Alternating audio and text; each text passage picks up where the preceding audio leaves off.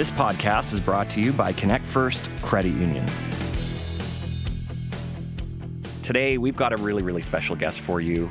We're going to have a fun conversation. I can't wait.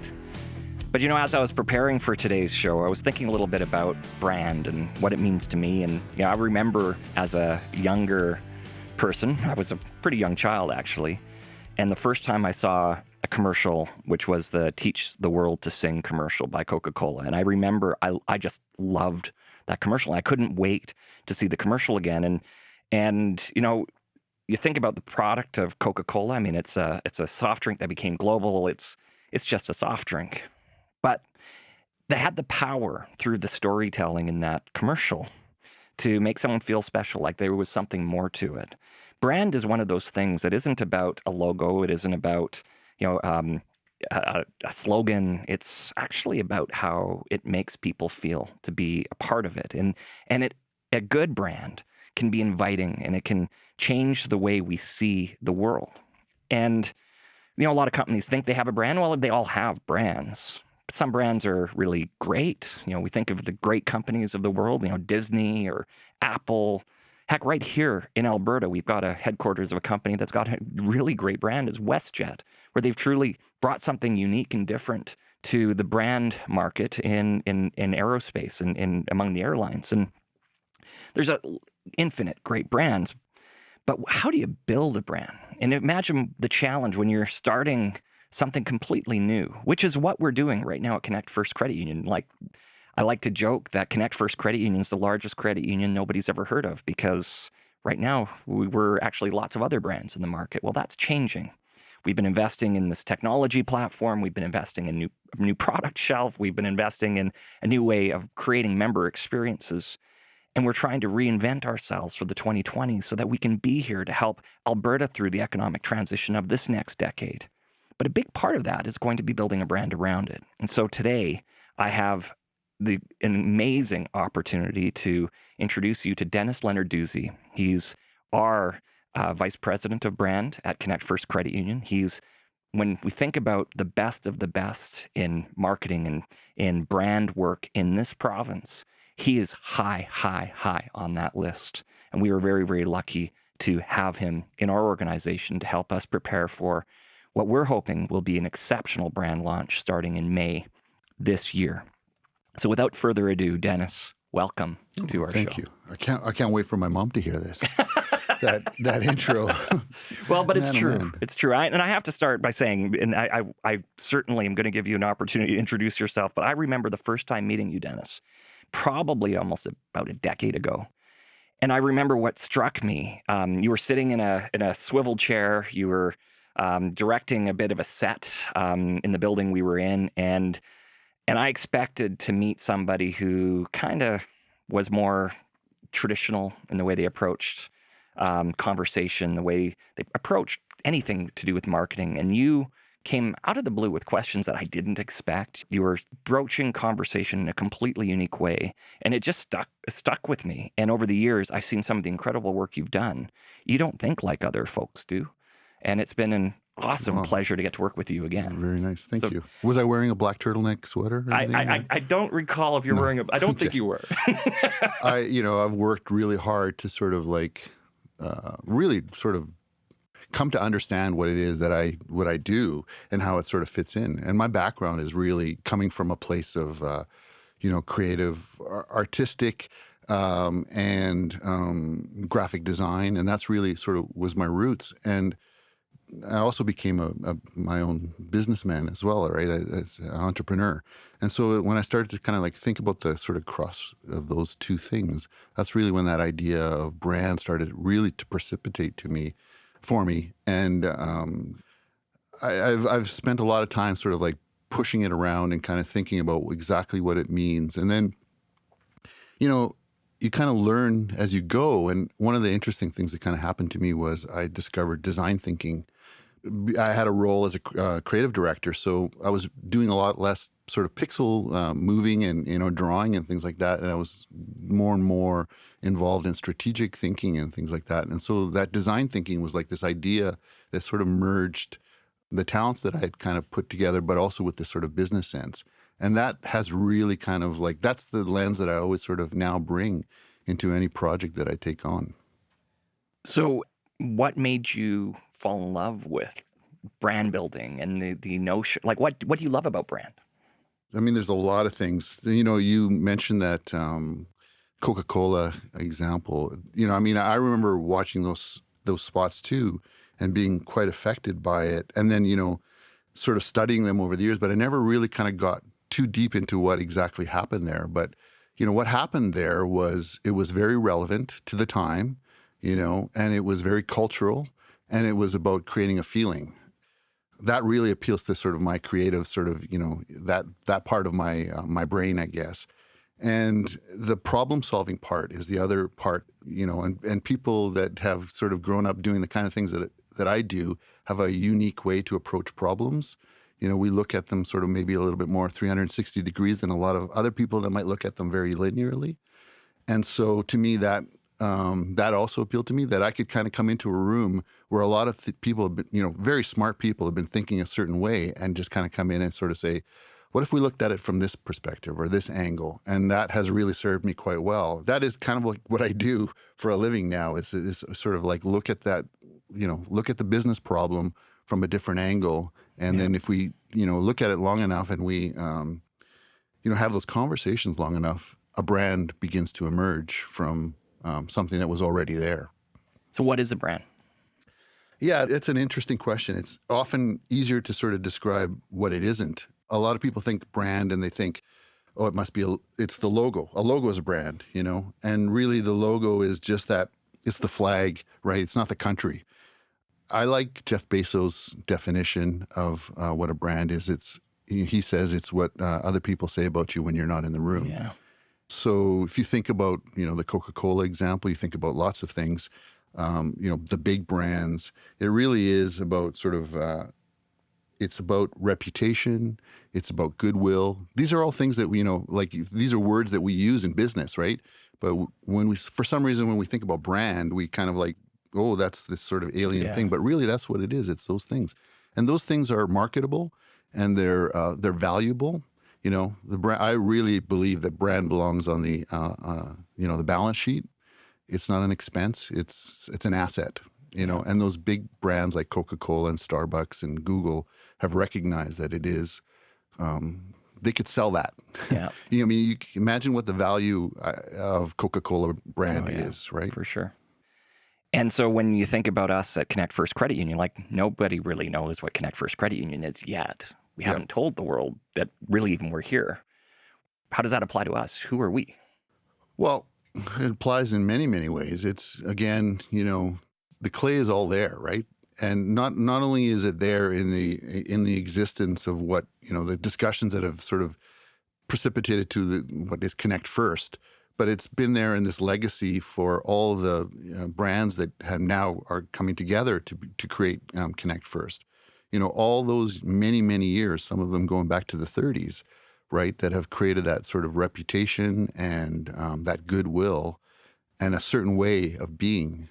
There's a lot of really interesting sort of layers to it if you start to kind of peel it back. When you think about all the communities and how, a branch might exist in a community and the relationships that it has with its individual communities, let alone this idea of the membership. So there's a lot of great sort of like stuff there. So that brand, it's there already. My job and my team and our team is to sort of like just kind of like, I've used this analogy before. We go around with our little butterfly net and we collect all the things that already exist, and then we kind of put it into one place and then amplify it. So I think what perhaps has been missing, and perhaps, not perhaps, we are putting a lot of investment is in amplifying the amazing things that already sort of existed and finding that connection between what Albertans want and need from a financial institution and what we have that's very unique that we can kind of provide. So, like, what are some of the brands you admire? Like, what are the brands and the stories and the way brands make you feel? The first thing that came into my head was Apple. It's an obvious choice, but I've been, dedicated Apple person from even before the Mac. Like, I worked on a Lisa. Wow. And the thing about it is, it appealed to me from a design perspective, aesthetic perspective. I knew the references, that it was going back, to the Dieter Rams and all these sort of design references. The dedication to my particular field, because they put a lot of investment into the creative industries. And, that whole idea of think different really appealed to me. Yeah. To me, it was like the sort of the sentiment behind their dedication to making this amazing product. It appealed to me from an industrial design perspective, and it appealed to me from that think different. Yeah. They really embraced people like me. That's how it felt, Yeah. like I felt like I was part of that. I'm dedicated to a lot of brands, big and small. I also love the humility of little things, even like the local coffee shops and things like that. There's that side of it too.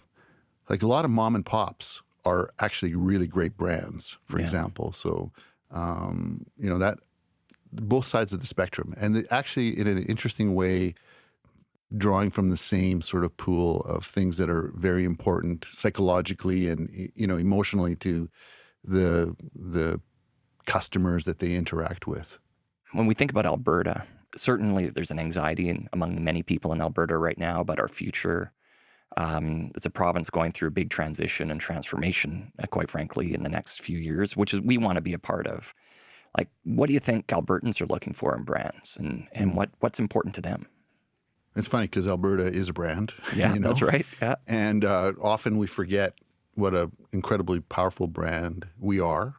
I think because we listen to other people's, again, maybe there's something to that. If a brand truly is what other people say about us when we're not in the room, that's something that we could kind of maybe think about a little bit as a province. But I think, this is an amazing, amazing place. Geographically, we have so much opportunity. We have amazing resources, but we have a certain kind of spirit here. It's very entrepreneurial. People have come from all over the world here because there's opportunity here.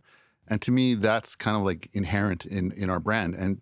And I think that stuff gets translated outwardly. So, you mentioned WestJet, probably the most loved airline brand in Canada, and one of the most in North America, right? And to me, that's a great example. That's taking the things that we are and sort of translating it into something that everyone can kind of relate to. It doesn't matter where you're from. The values are there and express that entrepreneurial spirit, that sort of warmth and localness that we have.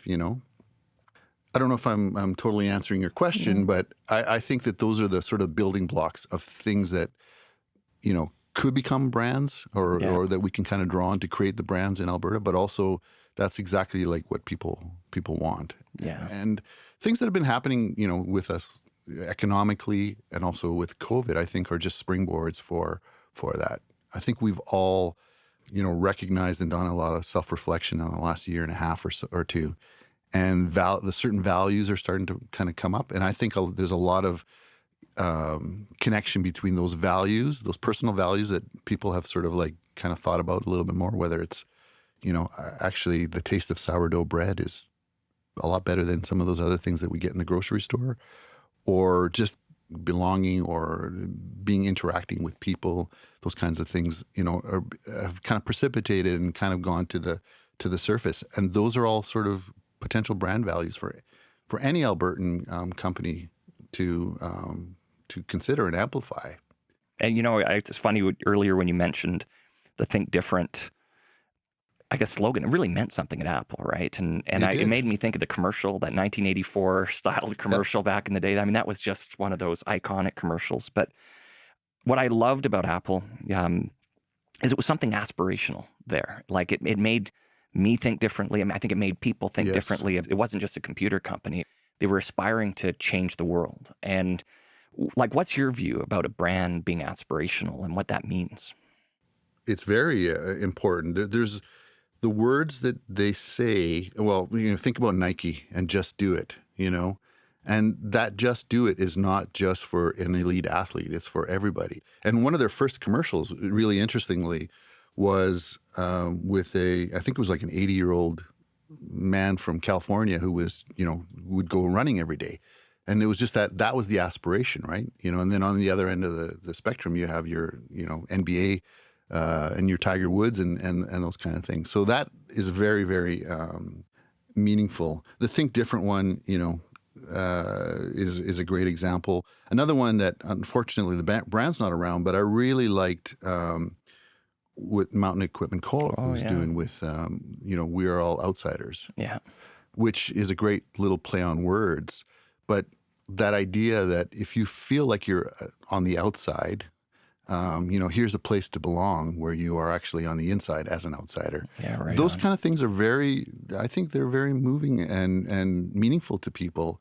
And when they're authentic, and then that provides that sort of like place for you to be invested in a brand, because a brand is nothing without someone investing in it and, sort of like championing it. And, like my dedication to the Apple products, I've spent a ton of money on Apple over, since 1984. And I love the mech example that you were sharing. It's just such a great one. Also, it was a cooperative, right? Until very recently. And there's something different about that, right? When you actually belong, like you're not just a customer, you're a member. Mech did that really well. That's absolutely true about us at Connect First too. Yeah. And the thing about MEC, which I think is also translatable, is that your members are fiercely, protective of your brand, and they're pride, so like they're so part of that community, in many, many ways, like they're protective of it. It's family. Yeah. It's sacred, right? And that's a very, very powerful thing. A lot of the great brands get to that place of, they call them cult status, right? But they get to that place where, people are really, really, really super dedicated. And then there's also, the occasion when the big brands forget that they have this sort of responsibility that they've created, and they deviate from it. And then they have to work really hard to sort of bring it back. And sometimes it's just their, products of their own success, right? Like I know that a lot of the running shoe companies that were really sort of dedicated to skateboarding and stuff like that, when they got really big, like Converse, it wasn't cool anymore, right? Yeah. So they had to find their cool again without, they had kind of gotten used to sort of, being a big Walmart brand or whatever, right? And they had to find a way to sort of be cool again. And they do. Yeah. And they just have to be conscious of it. Always remember who's on the other side of that, because that's an interesting thing about brand too. Go back to the definition. It doesn't belong to the company. Right. It belongs to it's in the eye of the beholder, right? It's in the minds of those people. So all you are is a custodian, and you can do the best you can to sort of like manage it, and try to sort of like continuously sort of like put that message out there in ways that are relevant. But it never belongs to you, right? One of the reasons I'm so excited about what we're doing is I can't remember the last time that on the scale we're going to be rolling out our new brand in this marketplace. I can't remember the last time that's happened in financial services, like a brand new brand coming to market in a business that's already got quite a bit of scale, present across literally hundreds of communities across the province. And yet we're launching something completely new. Like, it's a little bit intimidating. We're telling the world who we are. Yeah. So what are some of the things you've been thinking about as we've been getting ready for that moment to press go? Well, we're not starting from zero.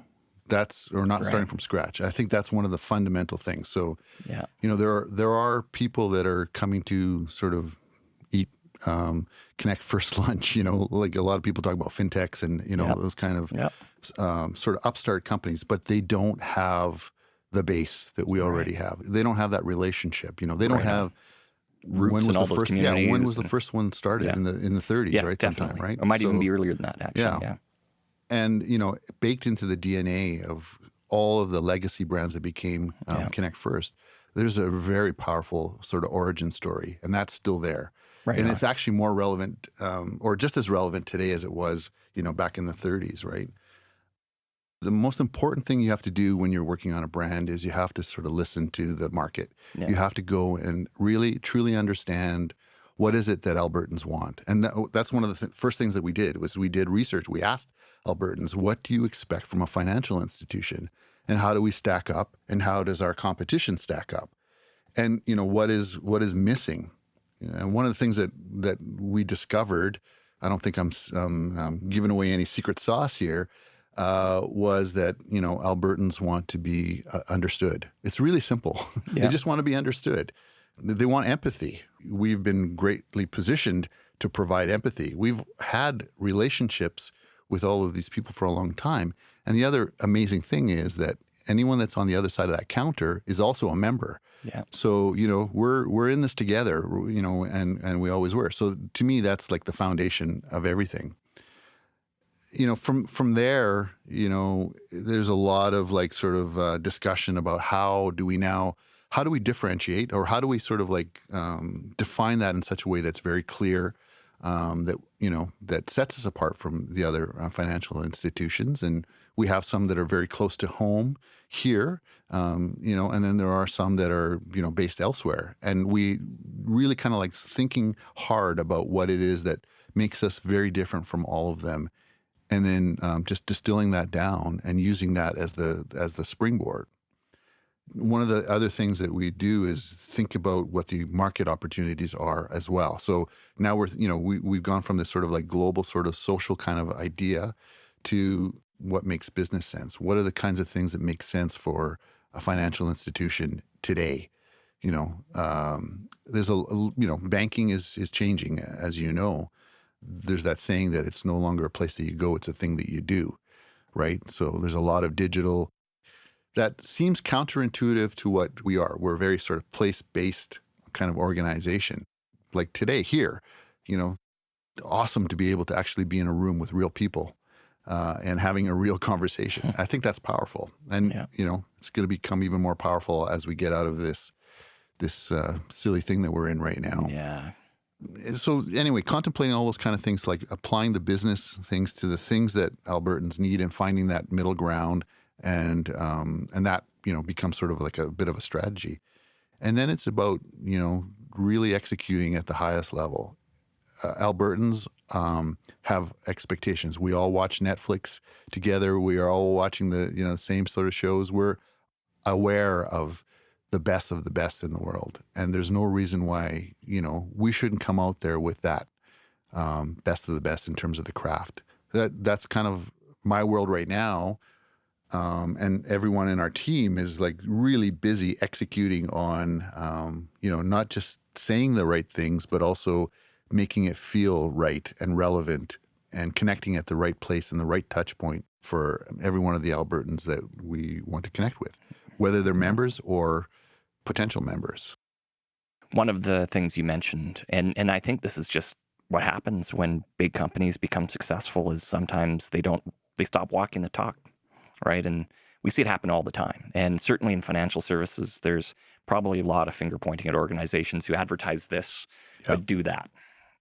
What's your thoughts around how we are going to have to lean in to really mean it, to live this brand that we're rolling out? I think we need to meet the member or the potential member and hopefully member, meet them on their terms first and foremost, right? Yeah. I think we need to flip the script that way. We need to provide the products and services that are meaningful to them. And I think we have to sort of transcend the transaction. People want more than that. A bank or a financial institution is there just to facilitate a relationship that you have with your money. And not everyone has a great relationship with their money. So I think, there's an opportunity to really kind of help as an expert, how you could make your money work for you, right? Over time, or whatever it is that you might need. If, buying a car or a house, or just, putting money away for the future, being who we are, and not trying to be who we're not. Right. But always putting ourselves in the members' shoes, I think is going to be, if you do that, and you go into it with empathy and you present empathy, you're going to have a great conversation through good times Right and on. bad, right? I mean, it's a relationship. There's going to be some tough times, but if you're solid in that sort of like empathetic, and you're a good listener, that becomes the brand. Yeah. That's what Yeah. people want. Albertans want to be understood. Yeah. All right, they've told us that. So take the time to understand, and then from there, good things should happen. So you're also a founder of some businesses that have been very successful in our province, Make Space, Language Arts. Yeah. So you've lived the life of being an entrepreneur, business leader. Like, what were some of the things that you were looking for from a financial institution when you were having the stress of leading Yeah, those businesses? it's a really good question. Well, I was looking to be understood. Yeah. Particularly, I don't think we own this, but often entrepreneurs or startups are doing things that haven't really necessarily been done before, or they've been done, maybe a little bit differently. And you see that there's an opportunity to do something a little bit differently. Quite often, financial institutions, they're risk averse. So there's risk just inherent in the idea. Your entire premise for existence as an organization is all built around risk. And I would want a financial institution to take the time to fully understand, not to just sort of read my executive summary and then go straight to the financials. The part in the middle is where all the nuances are. And I think entrepreneurs are realistic. They know that we can adapt our plan, and we can grow together. I believe it could be a series of small wins as opposed to, that sort of like high expectations on either side. If you can kind of get into that kind of like, let's take it slow and grow together, that would be one thing. So that sort of empathetic ear. The other one is just really financial advice, not just plan, think, and hard questions are fine. Entrepreneurs are good at that, having to deal with that. So really, it is sort of like just taking the time and investing in the vision. Right on. That's what I've always looked for in a financial, and I've seen it sometimes. Sometimes it's worked, and sometimes I've also had that sort of like your ratios just don't fit kind of conversation, and it's just like, but.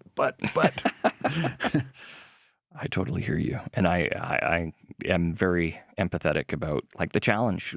It's the entrepreneurs that, in many respects, are going to be building this business or the economy of the future for this province, and creating the jobs and so on. Right? Like, it's so important that we learn to understand those entrepreneurs so we can support them. Yeah, and there has to be some, taking down of barriers around that whole idea of risk. Yeah. Like, it cannot be all about the numbers. It has to be something else. There has to be something more, because it's a very nuanced thing.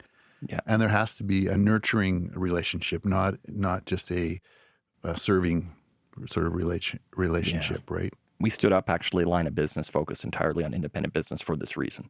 Yeah. Right. Like, so that we can become truly expert in supporting these entrepreneurs, the business leaders of the future. A lot of our industry in Alberta is changing. Like, if you're in the agricultural business, it's not just about the farms. Yeah. It's about product. Yeah. It's agribusiness from small scale to big scale.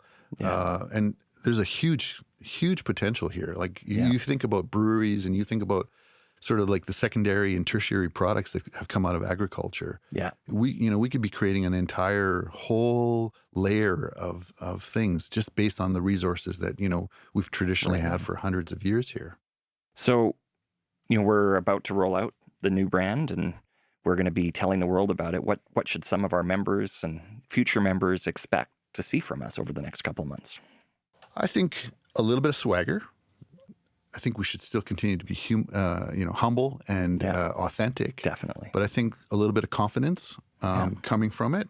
I think self-reflection and introspection. I think if we're successful with this brand, and I think we will be, a lot of those feelings are going to become internalized. And I think you're going to sort of see as a member and as a person on a member on the other side of the counter, the values are things that we all share together, and then we'll see the power of belonging to something, and that sort of like all the connections that can be made. And I think a lot of those values that I just, that I talked about will just sort of come to the surface. And I think it'll become very natural. I think that's when a brand is really, really successful. It's like you don't have to really radically change what you're already doing. You just have to sort of recognize the things that you're doing that are really, really working and do them more and more. And then you'll notice also that you're getting a response on the other side of it. And that is going to create an amazing sort of relationship. I've loved this conversation. Are there any other final thoughts you want to make sure our audience hears before we let you go today? About anything? Yeah, about anything. Life? Yeah, life. No.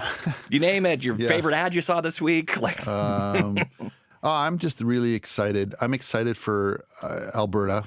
This opportunity that I have with this particular position is very exciting to me. And it's interesting because everyone that we've been working with, outside vendors and things like that, they're all in the same sort of boat. It's like, this is an opportunity to say some things that we've all wanted to say about who we are as a province, right? And where we're going as a province. This province is changing. Yeah. You think about the diversity of our population. We're still growing. We've had some bumps. We've had COVID, but this is a rock solid place. And that is one of the exciting things for me and everyone that has been involved in this is like, yes, we finally get to tell our story. We get to tell it through, through a financial institution brand, but it's really, we're telling Alberta's story. Right on. That's what gets, the coffee helps, but that's what really kind of gets me going in the morning every day, it's like, wow, Yeah, totally agree with you, Dennis. I love it. One thing that we are going to do is make sure we're walking the talk. And we're going to put out something very aspirational, and we're going to be working hard every day to achieve it. So I'm excited to be a part of that with you, Dennis. So thank you. And ditto. Next steps. I really enjoyed that conversation with Dennis. We talked a lot about, everything brand. But what I really loved was his story about belonging, and he was talking about some of the brands he admired, and one brand that spoke to him because he felt a little bit like an outsider, and with that brand, he belonged. Well, I think there's a lot of Albertans who are feeling a little bit, out of their comfort zone. They're feeling like maybe some of the traditional institutions, organizations that have been there to support them aren't there like they used to be, and maybe are feeling a little bit lost. We want to change that. We want to build something really special where Albertans, where our members feel like they're a part of something bigger, where they truly belong, where their banking isn't just, a bunch of numbers and transactions with some big faceless organization, but instead it's something that's making a difference in the communities which they live in, with the people they care about. And that's certainly something that we are aspiring to make true with the brand we're rolling out next week. And one thing that I think Dennis talked about that really resonated with me too is the notion that we've got to live and breathe this brand. And that's hard. And that's really hard. And I think in the world of financial services, where it's become hyper competitive and there's these global organizations that are changing the face of financial services, of banking, it's become even almost impossible for them to do that. And they've put it all down on red. They've gone all in on digital and digital only in terms of how they're connecting with people. And I get it. I totally do. But I believe strongly that our brand will be different because you will not have to give up a thing. From a technology, digital perspective, we've invested in the best of the best on technology platforms to bring the best. But we're going to have great people here to make that brand come true so that you can have those conversations, so you can have someone who understands your situation, understands the community you live in, your hopes, your aspirations, and if you're an entrepreneur, the business that you are hoping to build and help you get there. We won't be perfect. Nobody's perfect, but we're going to be working hard every day to bring our best to make this brand come to life. So next week, we're launching this new brand, Connect First Credit Union. You're going to see signs popping up all over the province. You're going to see videos, commercials, radio ads. You're going to see all sorts of things from us. But here's what it comes down to. This is the first step towards building what we believe will be, and actually, I just know will be. We're building the best credit union in Canada. And we're going to be building it every day. And we're going to be working hard to make that come true every day. And every day we're going to become closer to becoming that organization that truly it lives this amazing brand that we're aspiring to be. But here's the thing. If we become the best credit union in Alberta, the best credit union in Canada, the best financial institution potentially in Canada, I think that just comes by nature. If you're the best credit union, you probably are the best financial institution. I believe you would be, because our fundamental business model's better. But if we are that, then we could become the best credit union in the world. Why can't we be? And why can't we build that right here in Alberta? We've been the best at so many things before. We aspire to be the best financial institutions so that we can serve you, Albertans, our members, our future members, in the way you deserve, so that we can rebuild this province, transform our economy, transition to a better place for everyone. We want to make that true, and we hope that you'll want to join us. So with that, if you liked what you heard today, share it with your network. Be sure to subscribe. Thank you for joining us, and we'll see you again on What's Next Alberta.